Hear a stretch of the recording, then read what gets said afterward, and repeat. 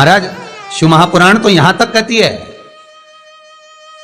कि आपका कोई काम अटक रहा है, कोई काम नहीं हो रहा, बहुत परेशान हो गए, बहुत थक गए उस काम के लिए, सबके हाथ भी जोड़ लिए, सबके पास होकर आ गए और वो काम बढ़ ही नहीं रहा, तो निवेदन करते हैं घी के दिए में काली तिल डालकर सोमवार के दिन शंकर जी के मंदिर के सामने तुम रुका जी का नाम लेकर दिया लगाकर, जिस काम को तुमने दुनिया के आगे कहकर देख लिया, कर देख लिया, नहीं हुआ, उस कार्य को एक बार दिया लगाकर निवेदन कर फिर जाकर देखना, काम आगे बढ़कर ही रहेगा, छूटेगा नहीं, अग्रण्य हो। कोई सहज नाम नहीं है तुम रुका जी का। कौन है तुम रुका? जिसका व्याख्यान शिव महापुराण में बारंबार आता है, जिसकी भक्ति की श्रेष्ठता देवऋषि नारद से भी प्रबल मानी गई है। देवऋषि नारद को तो कई बार अभिमान आ गया, एक बार भगवान विष्णु के सामने जाकर कहते हैं कि मेरे बराबर नाम नहीं लेता कोई तुम्हारा। भगवान शंकर के सामने जाकर कहते हैं कि कामदेव को मैंने जीत लिया। ब्रह्मा जी के पास जाकर कहते हैं कि सृष्टि का निराकरण करना आपका काम है, पर मैं सारी सृष्टि का भ्रमण कर लेता हूं एक क्षण में। जो देवऋषि नारद इंद्र के सामने जाकर कहते हैं कि तुम्हें सत्ता का आधिपत्य जताना नहीं आता, आधिपत्य कैसे कहते हैं वो जानते नहीं हो आप, वो देवऋषि नारद जिनके भीतर भजन का बल, तप साधना का अहंकार इतना ज्यादा हो गया था कि देवताओं को भी कई बार देवऋषि नारद को नीचा दिखाने के लिए बंदर का मुख लगाना पड़ा था, अहंकार को छोड़ने के। पर उसमें भी प्रबल तुम रुका जी जो शिव महापुराण की कथा कर रहे हैं, उसमें भी प्रबल। Channel pass to facts bell icon दबाएं ताकि आप अपडेटेड रहें हमारे हर एक वीडियो से। जिनका नाम मात्र, पहले भी कहा, जिस नारी का गर्भ ना ठहरे, रजस्वला धर्म का 7वां दिन, जब नारी 6 दिन तक काम ना करे, 7वां दिन रजस्वला धर्म का, सफेद आंकड़े की जड़ को बुलवाकर उसको शंकर भगवान के शिवलिंग पे से तुम रुका जी का नाम लेकर 21 बार घुमाकर कमर में लाल धागे में बांध ले, 3, 4, 5 महीने में ज्यादा से ज्यादा गर्भ ठहर जाए, पक्का। विश्वास रखकर शिव जी का नाम ले, तुम रुका का स्मरण।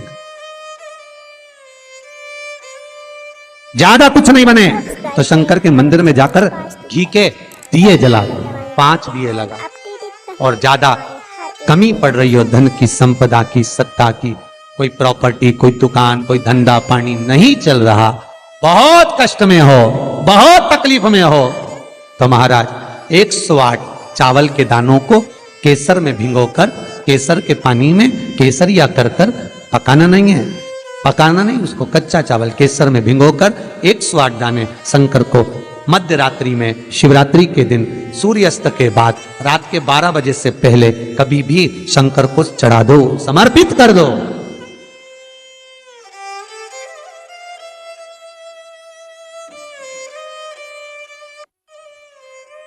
और वही अक्षत के दाने उठाकर वापिस रख लेना ब्रह्म मुहूर्त में सुबह 4 बजे,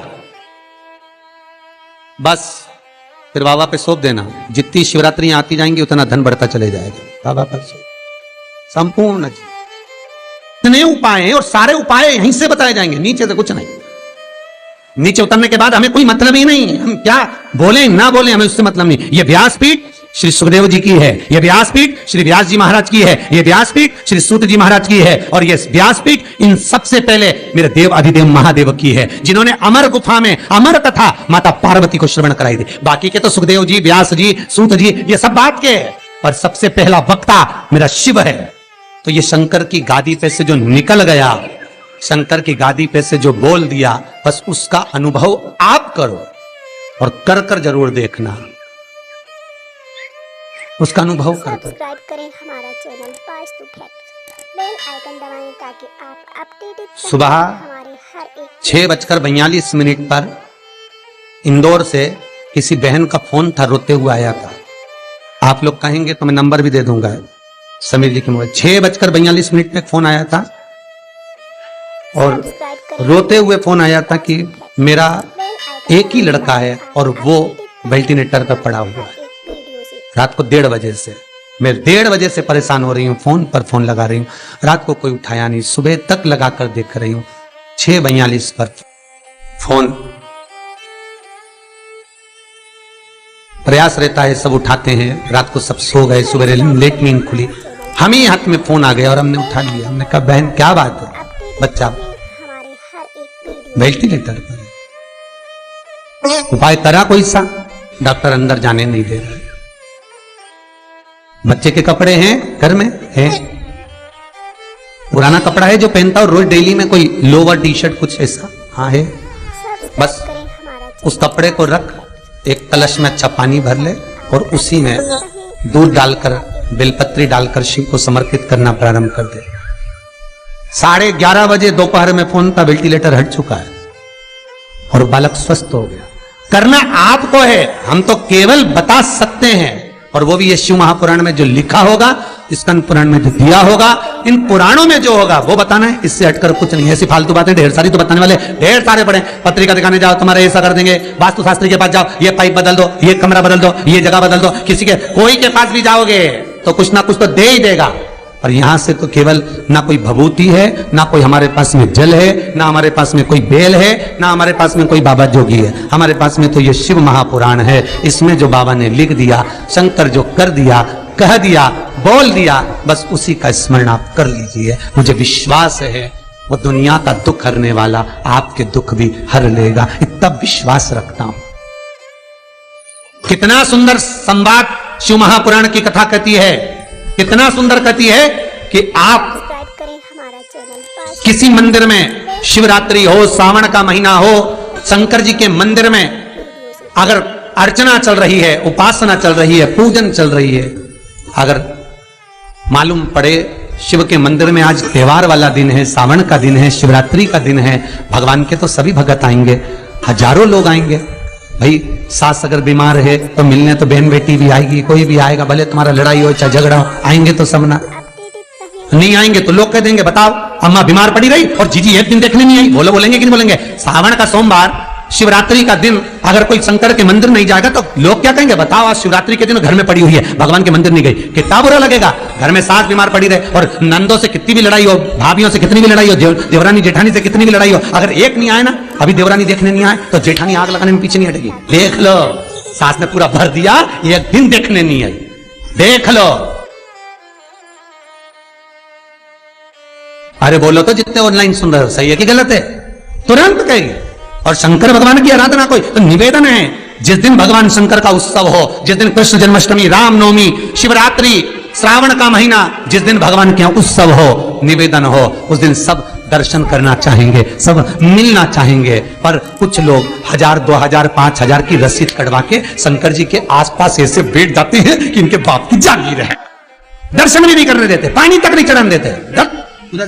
दिख नहीं रहा अनुष्ठान चल रहा, दिख नहीं रहा सेवा चल रही है। शंकर भगवान, पार्वती जी बोली, बाहर लोग खड़े हैं, शंकर भगवान बोले अपन तो खुद इनके 2000 में पड़े हैं, बैठे रहो, बिक गए 4000 में, 2000 में, 5000 में। मंदिर में भगवान को बेचना नहीं है। फिर कहूंगा कुआं, बावड़ी, तालाब और भगवान, गुरु, संत, साधु सबके लिए होता है, किसी एक का नहीं। अर्चना करना है, आप एक कोने में बैठ जाओ, मट्टी का शिवलिंग बना लो। उज्जैन गए होगे, काशी गए होगे, वहां पर अंदर ले जाकर तो थोड़ा सा जल चढ़वा देते हैं ओमकारेश्वर आदिकादिक में, बाकी का बाहर बैठकर एक पात्र में ही सारी पूजन कराते हैं। यहां बैठकर आराम से करो, वहां लोगों को दर्शन करने दो। हमारे यहाँ 12 ज्योतिर्लिंग में आप जाकर दर्शन करेंगे, 12 ज्योतिर्लिंग के मंदिरों में जाकर दर्शन करना।